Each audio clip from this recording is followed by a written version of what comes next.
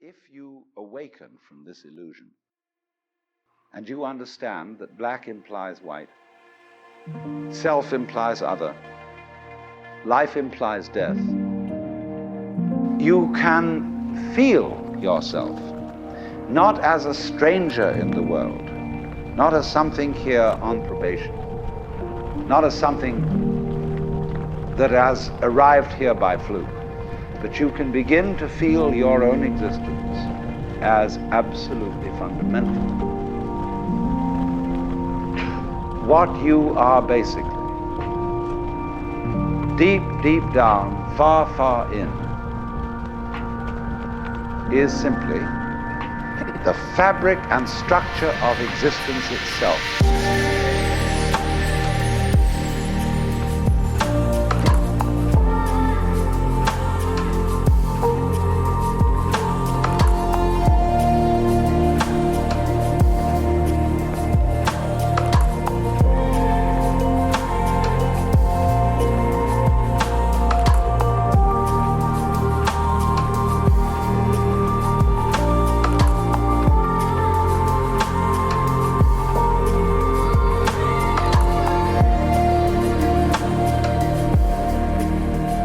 The basis of all Indian philosophy, particularly the teaching of those books called the Upanishads, which are really the distilled essence of Hindu thought.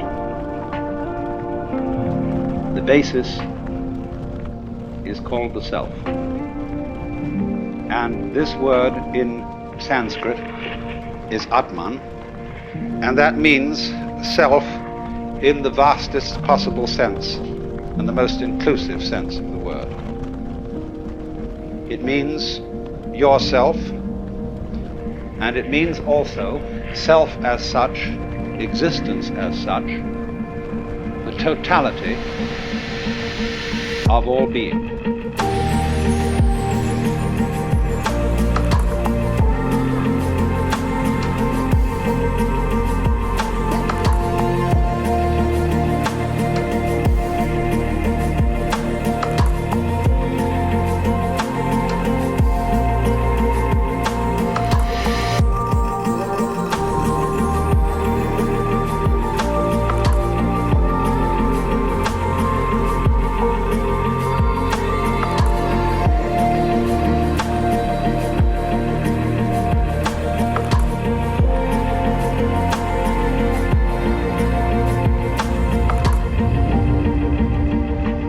But from the standpoint of logic, we can't say anything about everything. Because in order to say something about something and state it logically, you have to be able to put it in a class.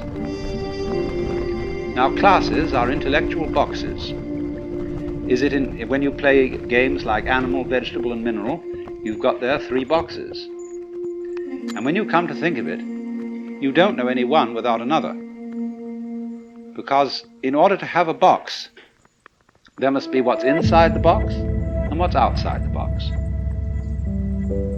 And then by this method of contrast, we can make a logical discussion about things. All words, therefore, are labels on intellectual pigeonholes. But then, when you come to what fundamentally is, then you're without a box, and you can't talk logically.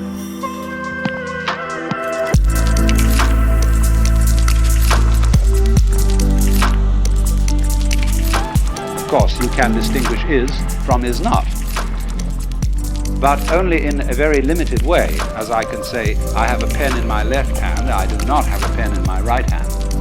And from this we abstract the idea of to be and not to be, is and isn't. But when we consider being with a capital B, this includes not only such ises as celestial bodies, but also such isn'ts as the space that encompasses them. And these two go together, as we shall see in more detail as the time goes on.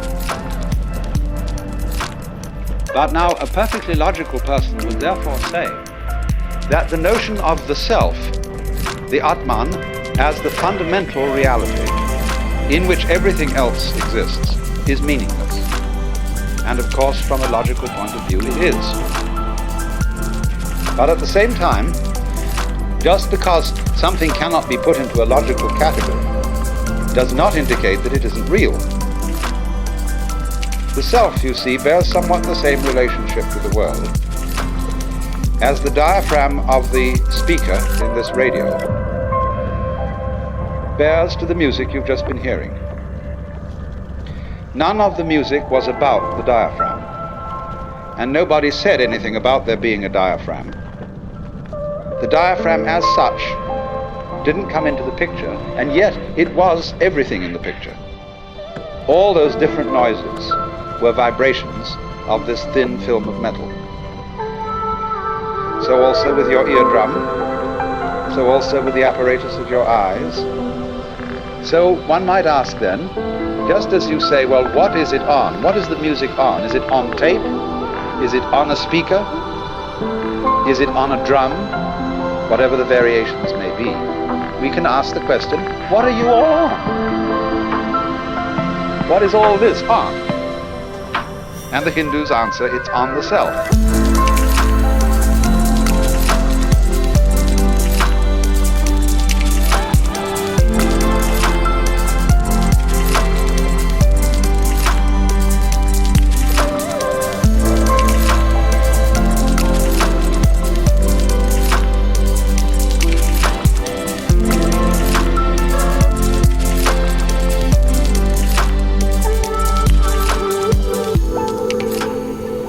Saying that the self in each one of you is really at root one.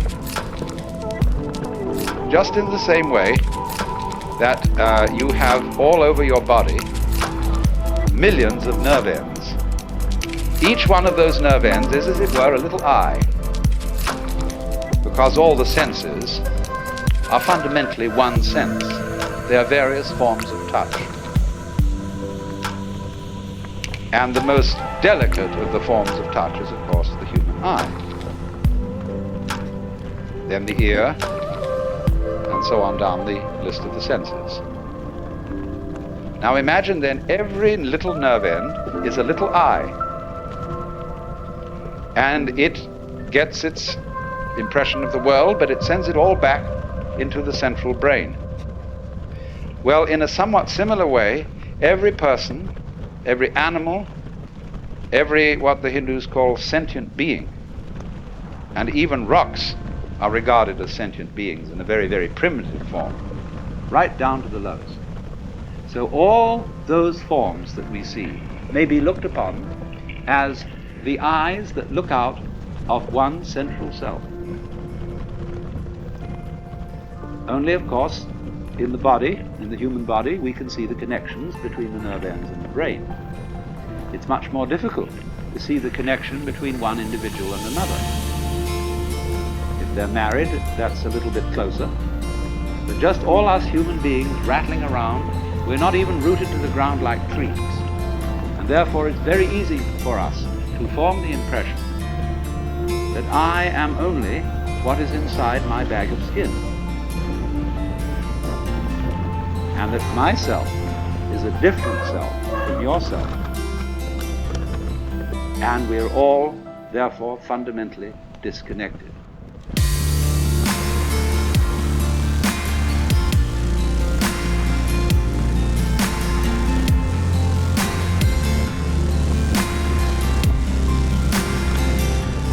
And so your apparent disconnection, the fact that you are not tied to other people with umbilical cords or some kind of wiring that gives you one mind. Nevertheless, we do have one mind, in the sense that, for example, all of us turn out to be approximately the same shape.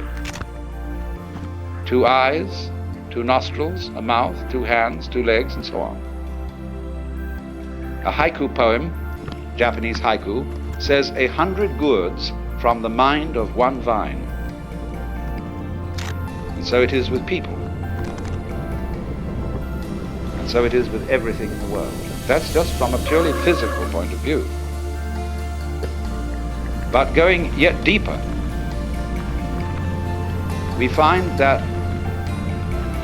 it's somehow a necessity of thought that there be some sort of a something which is the common ground of all these universes, all these galaxies. And that ground is the self.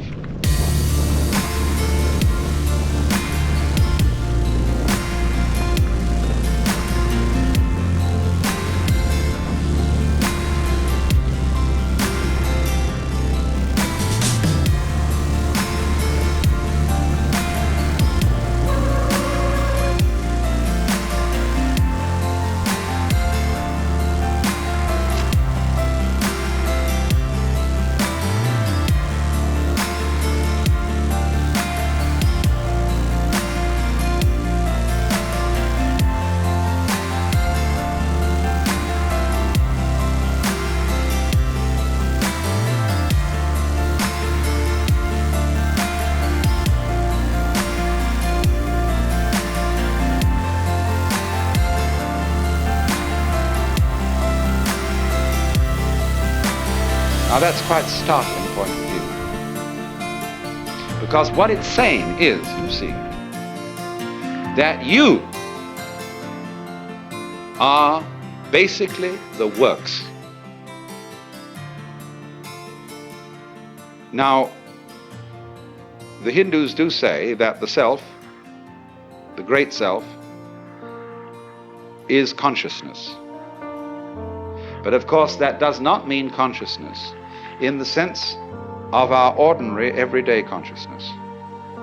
Ordinary everyday consciousness is indeed a form of this kind of consciousness, shall we say a manifestation of it. But then there's also consciousness which doesn't notice, but nevertheless is highly responsive. The way your heart beats, the way you breathe, the way you grow your hair, you're doing it, but you don't know how it's done. So therefore, just in the same way that conscious attention is not aware of all the other operations of the body, so in just that way, we are not aware of our connection, indeed our identity, with the fundamental self.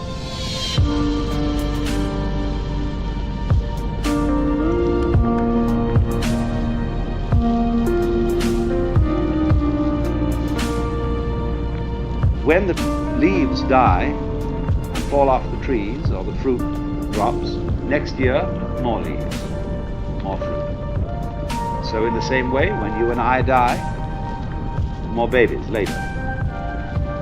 If the whole human race dies, you bet your life. There are all kinds of things that feel that they're human, scattered throughout the multiplicity of galaxies. Because this universe is a peopling universe, just as an apple tree apples. But because we are unconscious of the intervals, we are not aware of the self with our conscious attention when conscious attention isn't operating. But still, just as you don't notice what your pineal gland, say, is doing at the moment, so in the same way, you don't notice the connections which tie us all together, not only here and now, but forever and ever and ever and ever. The difficulty and the basic reason why we don't notice the self is that the self doesn't need to look at itself. A knife doesn't need to cut itself. Fire doesn't need to burn itself. Water doesn't need to quench itself. And a light doesn't need to shine on itself.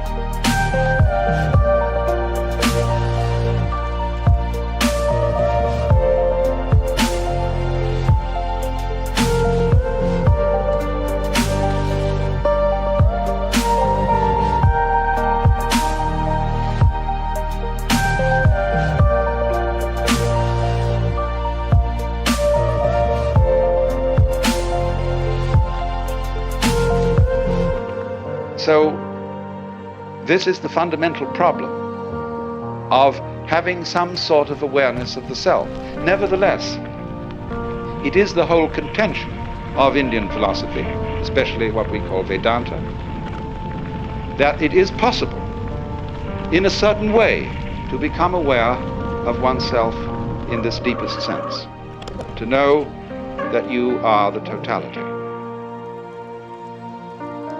And this experience is the real substance of Indian philosophy as a whole, both Hindu and Buddhist. It is called moksha, which roughly means liberation. Liberation from the hallucination that you are just poor little me. To wake up from that kind of hypnosis and discover that you are simply something, your organism, your physical body, your conscious attention, which is your ego, that you are something being done by this vast, indescribable self, which is out of time, which has no beginning, no end. It neither continues nor discontinues. It's beyond all categorization whatsoever. And so the Upanishads say, all we can say of it positively is the negative. Neti, neti, it is not this, it is not that. Anything, therefore, you can formulate, imagine, picture, will not be the self. So when you are trying to know the self, you have to get rid of every idea in your head. It doesn't mean, as some people seem to think, that you have to get rid of every sense impression. It isn't as if you had to go into a catatonic state of total absorption. Of course, that can be done. But the full moksha, the full liberation, is when you come back out of absorption and see this everyday world just as it looks now, but see as clearly can be that it is all the self.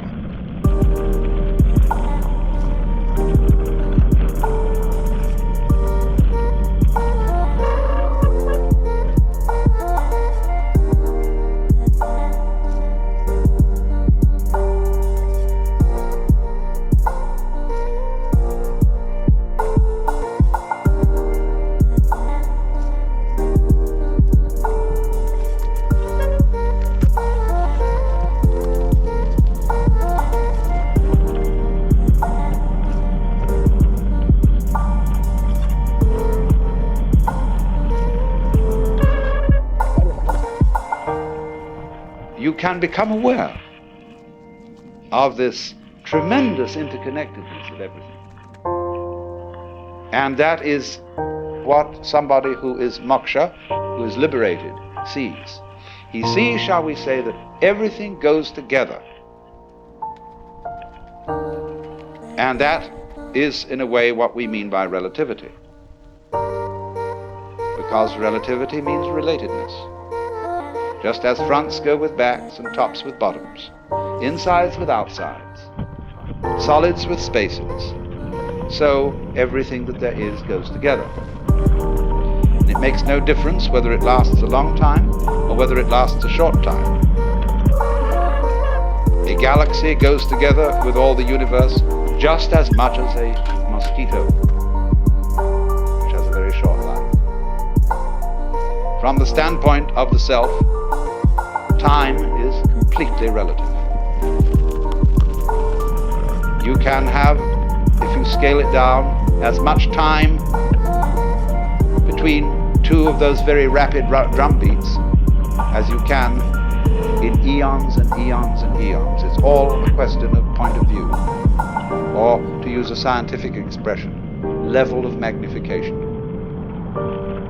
It's very important to understand not only the relativity of size and of time, but also of what there is.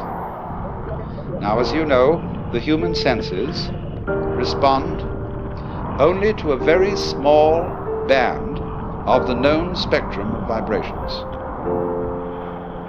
We know through instruments of quite a vast spectrum, but we, as I say, with our senses, see only a little of it.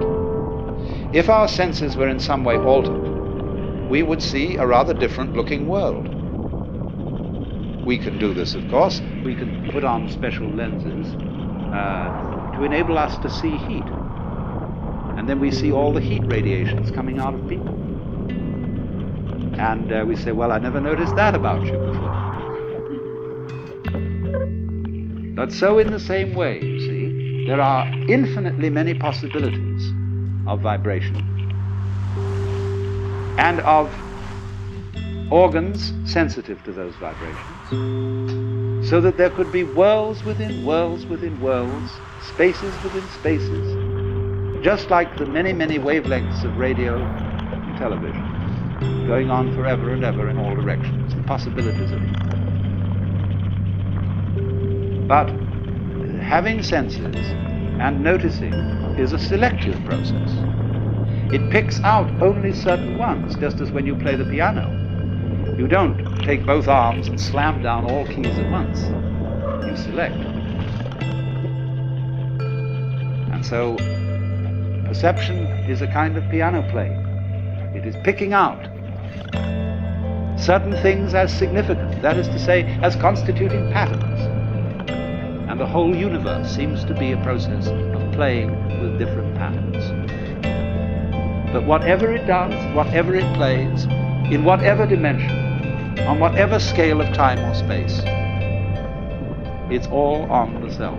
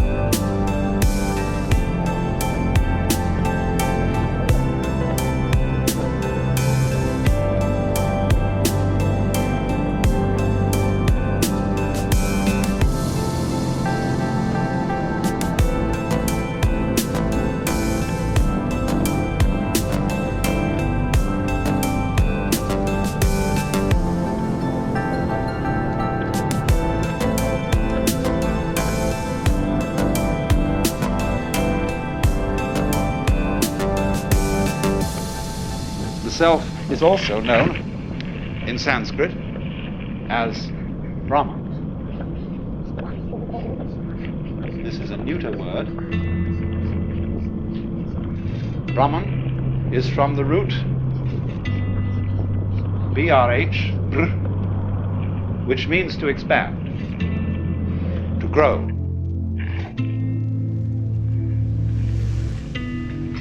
It isn't quite clear exactly why this word was chosen.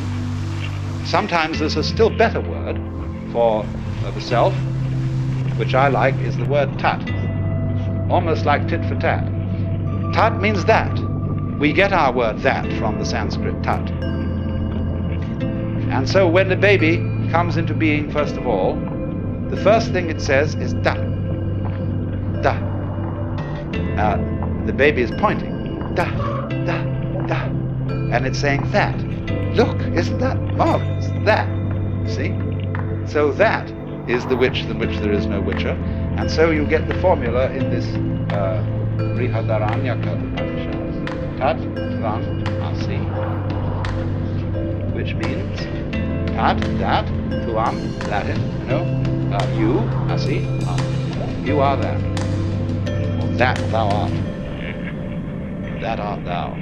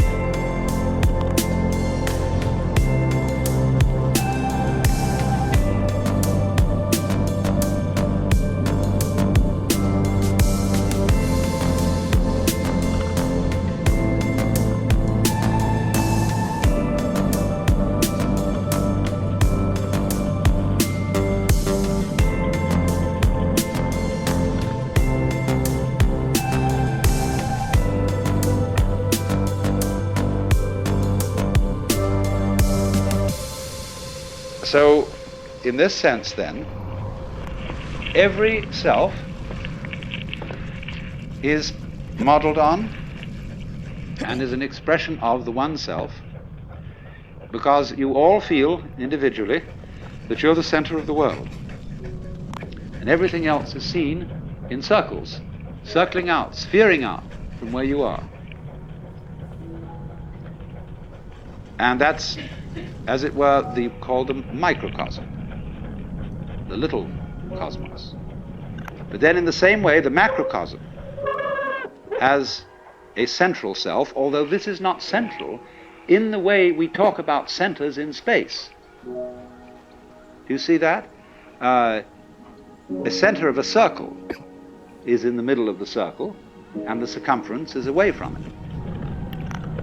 But you could use a phrase that the Christian theologians have used of God, that circle whose center is everywhere and whose circumference is nowhere. You could speak of Brahman that way. It isn't in the middle of the universe, spatially speaking. You might ask the question, where is the universe? Ever thought of that one? Where is it? Well, you can't say where, because every where has to be in relation to something. There would have to be another universe to say where this one is. But then, since those two together would constitute the universe, we wouldn't still be able to say where it was. It isn't anywhere. And so in that sense, the center isn't anywhere in space, locally. And furthermore, the kind of space we are dealing with is only one possible kind of space. It's the kind of space our physical organisms are attuned to. We are, you see, like the radio. We pick up what wavelength we're on.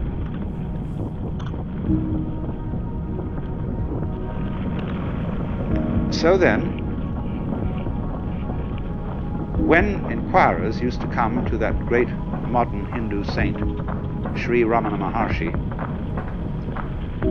and they'd ask him all sorts of silly questions, like, who was I in my last incarnation? What will I be in my next one? He would always reply, who is asking the question?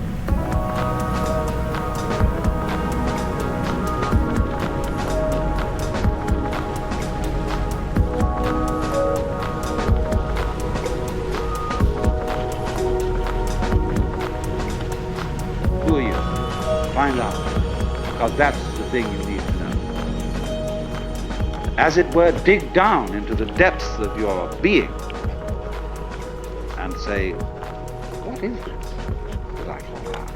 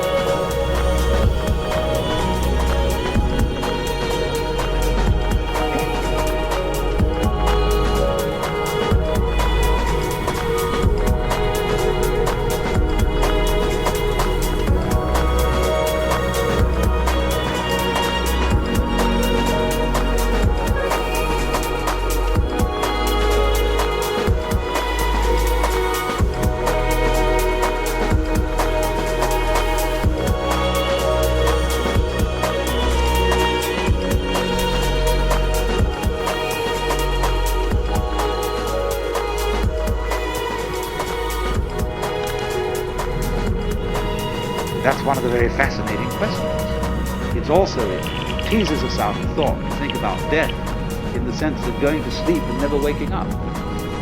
Imagine that. You find you can't, and yet it's a thought that although you can't get to grips with it, it remains fascinating. Also the question, how is it suddenly that you awaken into this world? Where were you before? In Zen Buddhism, they have the meditation problem, the koan. Before your father and mother conceived you, what is your original nature? And that's the same sort of weird question as what it would be like to go to sleep and never wake up. What was it like to wake up having not previously gone to sleep. It's very mysterious. But as you go on and plumb this question, you begin to develop the feeling that your existence is exceedingly odd. In many ways odd. Odd because it is here and it so easily might not have been. After all, if your father hadn't met your mother, would you be here? Now, of course, somebody would be here, because he might have met somebody else. Would that be you? Of course it would. Don't you see? You can only be you by being someone. But every someone is you. Every someone is I. That's your name, you say. It's me. I am here. And everybody feels that I in the same way.